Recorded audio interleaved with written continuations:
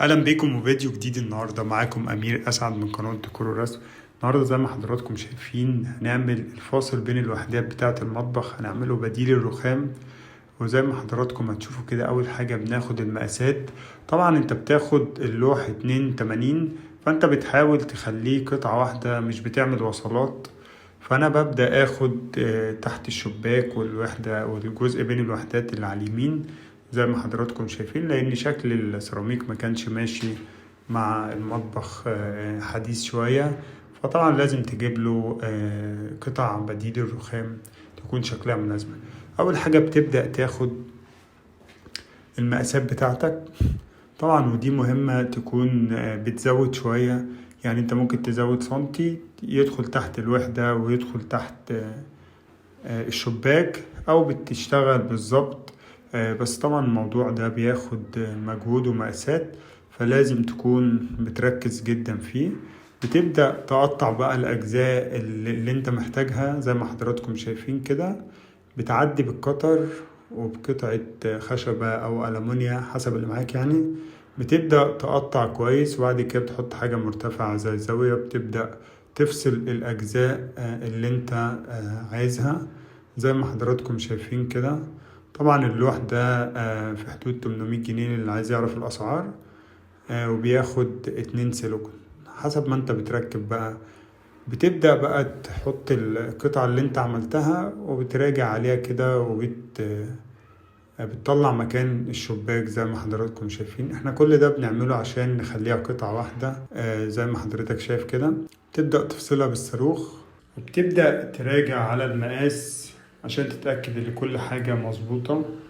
تبدأ تحط السيليكون عظم التركي، طبعا بتوزع كويس جدا زي ما حضرتك شايف. وبعد ما انت بتوزع السيليكون العظم التركي بالطريقة اللي حضرتك شايفها كده، بتبدأ تشتغل على الأطرف بتاعة بديل الرخام.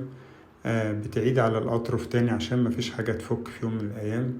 وطبعا أنضف حاجة ممكن تشتغل بيها السيليكون العظم التركي زي ما حضرتك شايف كده. وبعد كده بتبدأ تاخد الحروف بتاعة بديل الرخام زي ما حضرتك هتشوف كده.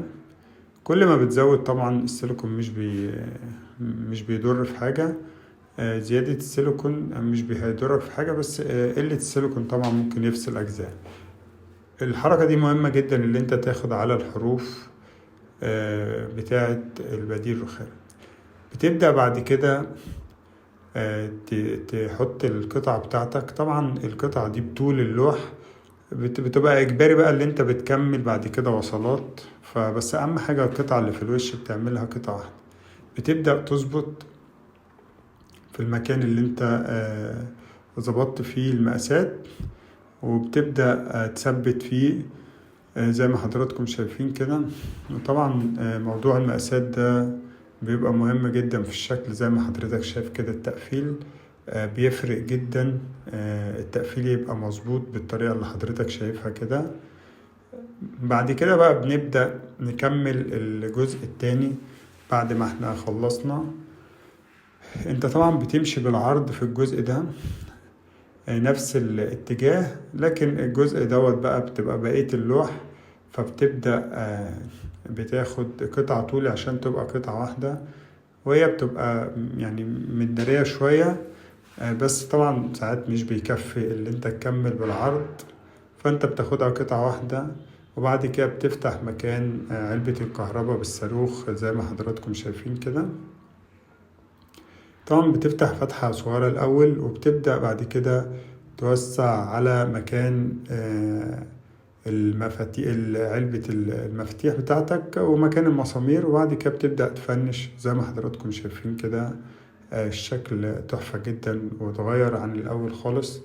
طبعا انت بتعمل حاجة زي كده عشان تعملها الأفضل، فانت بتنقي بديل رخام لازم تنقيه حاجة يكون شيك، عشان لما تيجي تغير تكون بتعمل للأفضل زي ما حضراتكم شايفين كده.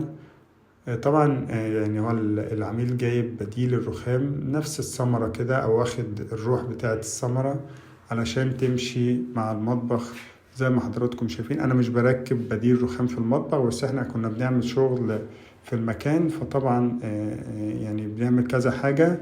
فطبعا مش هنجيب حد مخصوص يعني يعمل مطبخ، بس انا مش بشتغل تركيب مطابخ. بس انا عملت الفكرة دي عجبتني فقلت اوريها لكم. اتمنى يكون الفيديو عجبكم. لو عجبك الفيديو ما تنساش تعمل لايك. لو انت مش مشترك في القناة اشترك وفعل الجرس، احنا بننزل فيديوهات باستمرار. اشوف حضراتكم على خير في الفيديو القادم ان شاء الله.